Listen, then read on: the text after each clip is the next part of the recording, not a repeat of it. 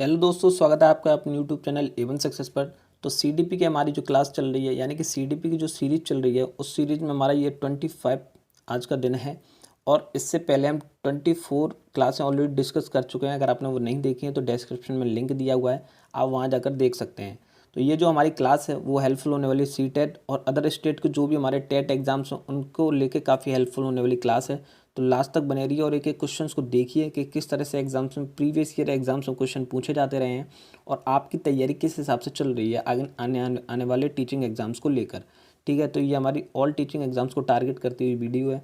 तो लास्ट तक आप बने रहिए और उन 20 क्वेश्चनों को जरूर लगाइए और लास्ट में कमेंट में ये जरूर बताइए कि आपका स्कोर कितना रहा।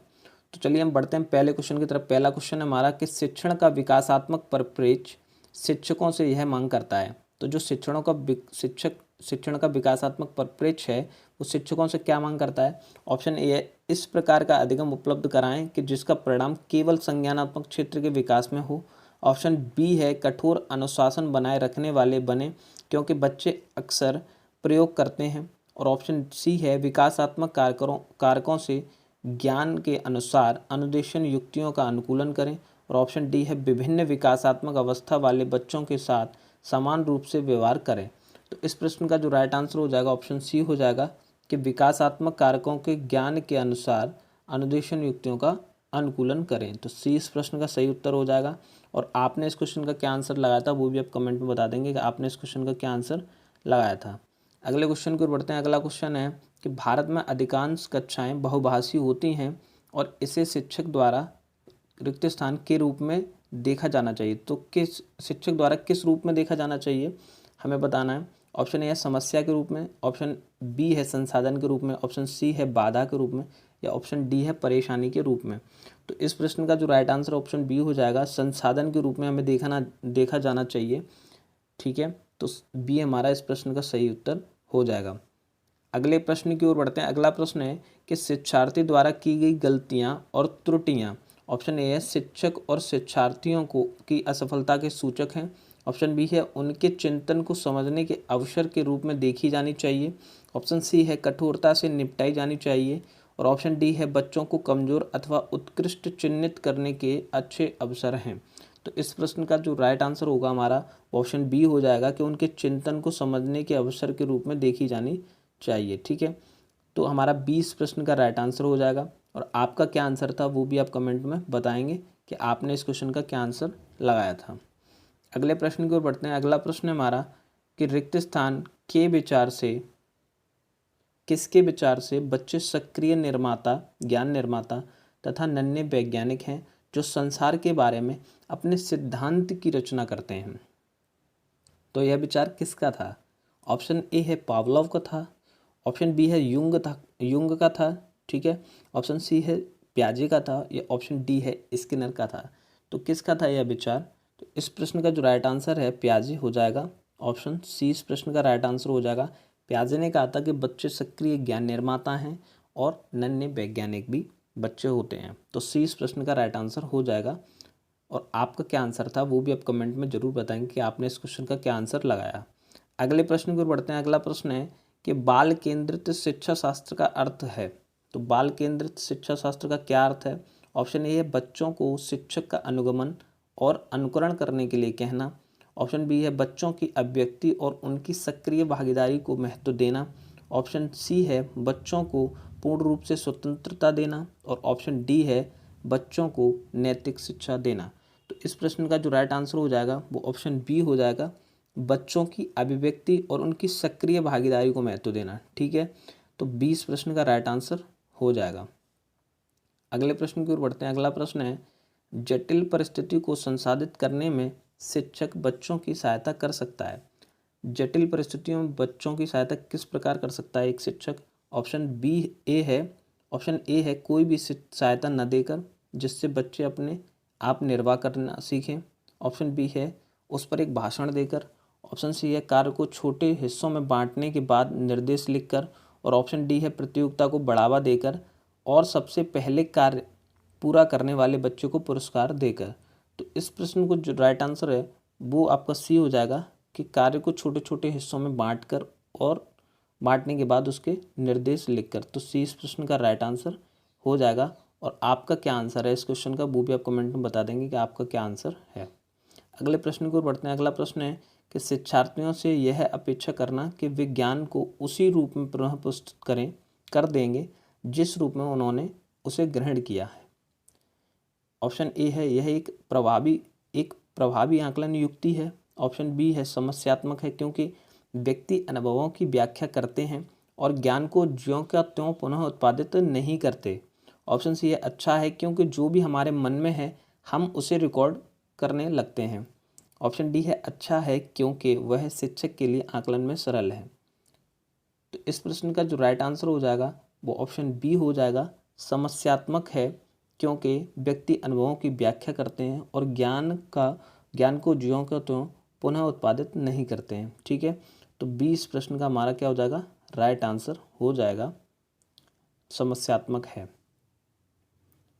अगले प्रश्न की ओर बढ़ते हैं। अगला प्रश्न है विकास की गति एक दूसरे से भिन्न होती है किंतु यह एक नमूने का अनुगमन करती है। तो किसका अनुगमन करती है? ऑप्शन ए अव्यवस्थित, ऑप्शन बी है क्रमबद्ध और व्यवस्थित, ऑप्शन सी है यहाँ पर ऑप्शन बी है। ठीक है, अप्रत्याशित ऑप्शन सी, ऑप्शन डी है एड़ी से चोटी। तो इस प्रश्न का जो राइट आंसर हो जाएगा ऑप्शन बी हो जाएगा, यानी कि क्रमबद्ध और व्यवस्थित। ठीक है, ऑप्शन बी इस प्रश्न का राइट आंसर हो जाएगा, क्रमबद्ध और व्यवस्थित। अगले प्रश्न की ओर बढ़ते हैं। अगला प्रश्न है विकास के लिए निम्नलिखित में से कौन सा एक उचित है? ऑप्शन ए सामाजिक सांस्कृतिक संदर्भ विकास में एक महत्वपूर्ण भूमिका का निर्वाह करता है। ऑप्शन बी है विकास एकल आयामी है। ऑप्शन सी है विकास पृथक होता है। ऑप्शन डी है विकास जन्म के साथ प्रारंभ होता है और समाप्त होता है। तो इस प्रश्न का जो राइट आंसर हो जाएगा वो ऑप्शन ए हो जाएगा कि सामाजिक सांस्कृतिक संदर्भ विकास में एक महत्वपूर्ण भूमिका निर्वाह करते हैं। तो ए हमारा इस प्रश्न का राइट आंसर हो जाएगा। और आपका क्या आंसर है इस क्वेश्चन का वो भी आप कमेंट बॉक्स में ज़रूर बताएंगे कि आपने इस क्वेश्चन का क्या आंसर लगाया। अगले प्रश्न की ओर बढ़ते हैं। अगला प्रश्न है व्यक्तियों में एक दूसरे से भिन्नता क्यों होती है, यानी कि एक दूसरे से व्यक्ति भिन्न क्यों होते हैं? ऑप्शन ए है जन्मजात विशेषताओं के कारण। ऑप्शन बी है वंशानुक्रम और वातावरण के बीच अन्योन्य क्रिया के कारण। ऑप्शन सी है प्रत्येक व्यक्ति को उसके माता पिता से जीनों का भिन्न समुच्चय प्राप्त होने के कारण। और ऑप्शन डी है वातावरण के प्रभाव के कारण। तो इस प्रश्न का जो राइट आंसर हो जाएगा वो ऑप्शन बी हो जाएगा, यानी कि वंशानुक्रम और वातावरण के बीच अन्योन्य क्रिया के कारण। तो 20 क्वेश्चन का राइट आंसर हो जाएगा। अगले प्रश्न की ओर बढ़ते हैं। अगला प्रश्न है बच्चे के समाजीकरण में परिवार भूमिका निभाता है। ऑप्शन ए है रोमांचकारी, ऑप्शन बी है मुख्य, ऑप्शन सी है गौण और ऑप्शन डी है कम महत्वपूर्ण। तो इस प्रश्न का जो राइट आंसर हो जाएगा ऑप्शन डी हो जाएगा, कम महत्वपूर्ण। ठीक है, तो डी इस प्रश्न का राइट आंसर हो जाएगा। अगले प्रश्न की ओर बढ़ते हैं। अगला प्रश्न है निम्नलिखित में से कौन सा एक सही मिलान वाला जोड़ा है? सही मिलान वाला जोड़ा बताना है हमें। ऑप्शन ए औपचारिक संक्रियात्मक बच्चा अनुकरण प्रारंभ कल्पनापरक खेल। ऑप्शन बी है शैशवावस्था तर्क का अनुप्रयोग और अनुगमन लगाने में सक्षम। ऑप्शन सी है पूर्व संक्रियात्मक बच्चा निगमनात्मक विचार। और ऑप्शन डी है मूर्त संक्रियात्मक बच्चा साधारण एवं वर्गीकरण करने योग्य। तो इस प्रश्न का जो राइट आंसर हो जाएगा वो ऑप्शन डी हो जाएगा, मूर्त संक्रियात्मक बच्चा साधारण एवं वर्गीकरण करने योग्य। तो डी इस प्रश्न का राइट आंसर हो जाएगा। और आपने इस प्रश्न का क्या आंसर लगाया वो भी आप कमेंट में बता देंगे कि आपने इस प्रश्न का क्या आंसर लगाया था। अगले प्रश्न को पढ़ते हैं। अगला प्रश्न है एक बच्चा कहता है धूप में कपड़े जल्दी सूख जाते हैं, वह रिक्त स्थान की समझ को प्रदर्शित कर रही है या कर रहा है। ठीक है, ऑप्शन ए अहम केंद्रित चिंतन, ऑप्शन बी है कार्यकरण, ऑप्शन सी है विपर्य चिंतन और ऑप्शन डी है प्रतीकात्मक विचार। तो इस प्रश्न का जो राइट आंसर हो जाएगा ऑप्शन डी हो जाएगा, कार्यकरण। ठीक है, बी इस प्रश्न का राइट आंसर हो जाएगा। अगले प्रश्न की ओर बढ़ते हैं। अगला प्रश्न है पियाजे के अनुसार बच्चों का चिंतन वयस्कों से रिक्त स्थान में भिन्न होता है बजाय रिक्त स्थान के। तो ऑप्शन दोनों में रिक्त स्थान है, आपको बताना है क्या आएगा। ऑप्शन ए आकार या मूर्त परकता, ऑप्शन बी है प्रकार या मात्रा, ऑप्शन सी है आकार या किस्म और ऑप्शन डी है मात्रा या प्रकार। तो इस प्रश्न का जो राइट आंसर हो जाएगा वो ऑप्शन बी हो जाएगा, प्रकार और मात्रा। यानी कि बच्चों का चिंतन वयस्कों से प्रकार में भिन्न होता है बजाय मात्रा के। ठीक है, तो इस प्रश्न का जो राइट आंसर हो जाएगा ऑप्शन बी हमारा राइट आंसर हो जाएगा। और आपने इस प्रश्न का क्या आंसर लगाया था वो भी आप कमेंट में बताएंगे कि आपने इस क्वेश्चन का क्या आंसर लगाया था। अगले प्रश्न की ओर बढ़ते हैं। अगला प्रश्न है, वायोगात्स्की के अनुसार बच्चे सीखते हैं, क्या सीखते हैं? ऑप्शन ए है परिपक्व होने से, ऑप्शन बी है अनुकरण से, ऑप्शन सी है वयस्कों और समवयस्कों के साथ परस्पर क्रिया से सीखते हैं बच्चे, ऑप्शन डी है जब पुनर्बलन प्रदान किया जाता है तब सीखते हैं। तो इस प्रश्न का जो राइट आंसर हो जाएगा ऑप्शन सी हो जाएगा, वयस्कों और समवयस्कों के साथ परस्पर क्रिया से बच्चे सीखते हैं। ऐसा किसने कहा? वायोगात्स्की ने कहा। ठीक है, तो सी इस प्रश्न का राइट आंसर हो जाएगा। आपका क्या आंसर था इस क्वेश्चन का वो भी आप कमेंट में बताएंगे कि आपने इस क्वेश्चन का क्या आंसर लगाया था। अगले प्रश्न की ओर बढ़ते हैं। अगला प्रश्न है, कोलबर्ग ने प्रस्तुत किए हैं। ऑप्शन ए है शारीरिक विकास के चरण, ऑप्शन बी है संवेगात्मक विकास के चरण, ऑप्शन सी है नैतिक विकास के चरण और ऑप्शन डी है संज्ञानात्मक विकास के चरण। तो इस प्रश्न का जो राइट आंसर हो जाएगा ऑप्शन सी हो जाएगा, नैतिक विकास के चरण किसने किए हैं? कोलबर्ग ने प्रस्तुत किए हैं। तो सी इस प्रश्न का राइट आंसर हो जाएगा। आपका क्या आंसर था इस क्वेश्चन का वो भी आप बताएंगे कि आपने इस क्वेश्चन का क्या आंसर लगाया था। अगले प्रश्न को बढ़ते हैं। अगला प्रश्न है कि निम्नलिखित में से कौन सी स्थिति बाल केंद्रित कक्षा कक्ष को प्रदर्शित कर रही है? ऑप्शन ए है एक कक्षा जिसमें पाठ्यपुस्तक एकमात्र संसाधन होता है जिसका संदर्भ शिक्षिका देती है। ऑप्शन बी है एक कक्षा जिसमें शिक्षार्थी समूहों में बैठे हैं और शिक्षिका बारी बारी से प्रत्येक समूह में जा रही है। ऑप्शन सी है एक कक्षा जिसमें शिक्षार्थियों का व्यवहार शिक्षिका द्वारा दिए जाने वाले पुरस्कार और दंड से संचालित होता है। और ऑप्शन डी है एक कक्षा जिसमें शिक्षिका नोट लिखा देती है और शिक्षार्थियों से उन्हें याद करने को कहा जाता है। तो इस प्रश्न का जो राइट आंसर हो जाएगा ऑप्शन बी हो जाएगा, एक कक्षा जिसमें शिक्षार्थी समूहों में बैठे हैं और शिक्षिका बारी बारी से प्रत्येक समूह में जा रही है। तो 20 प्रश्न का राइट आंसर हो जाएगा। आपका इस क्वेश्चन का क्या आंसर रहा वो भी आप कमेंट में बताएंगे कि आपने इस क्वेश्चन का क्या आंसर लगाया था। अगले प्रश्न की ओर बढ़ते हैं। अगला प्रश्न है, बुद्धि है तो क्या है बुद्धि? एक अकेला और जातीय विचार। ऑप्शन ए है एक अकेला और जातीय विचार, ऑप्शन बी है दूसरों के अनुकरण करने की योग्यता, ऑप्शन सी है एक विशिष्ट योग्यता और ऑप्शन डी है सामर्थ्यों का समुच्चय, सामर्थ्यों का एक समुच्चय। तो इस प्रश्न का जो राइट आंसर हो जाएगा ऑप्शन डी हो जाएगा कि बुद्धि क्या है? एक सामर्थ्यों का एक समुच्चय है। यानी कि डी इस प्रश्न का राइट आंसर हो जाएगा। अगले प्रश्न की ओर बढ़ते हैं। अगला प्रश्न है, भाषा विकास के लिए प्रारंभिक बचपन रिक्त स्थान काल है। ऑप्शन ए है अमहत्वपूर्ण, प्रारंभिक बचपन के बारे में बात कर रहे हैं भाषा विकास में। ठीक है, ऑप्शन बी है अति संवेदनशील, ऑप्शन सी है निरपेक्ष और ऑप्शन डी है कम महत्वपूर्ण।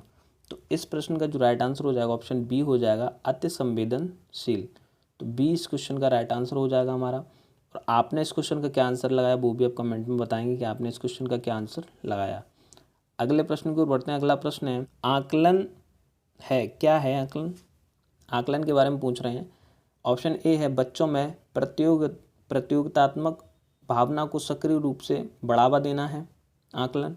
ऑप्शन बी है सीखने को सुनिश्चित करने के लिए तनाव और दबाव का उत्पन्न करना है आकलन। ऑप्शन सी है सीखने में सुधार का एक तरीका है आकलन।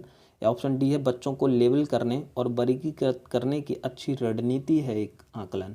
तो क्या है आकलन, ये पूछा गया क्वेश्चन में। तो इस प्रश्न का जो राइट आंसर ऑप्शन सी हो जाएगा, सीखने में सुधार का एक तरीका है आकलन। ठीक है, तो सी इस प्रश्न का राइट आंसर हो जाएगा। आपका क्या आंसर था इस क्वेश्चन का वो भी आप कमेंट में बताएंगे कि आपका इस क्वेश्चन का क्या आंसर था। तो ये थी आज की हमारी क्लास में 20 क्वेश्चन। ठीक है, जिसको आपने देखा और आपने भी उन क्वेश्चनों को किया हुआ।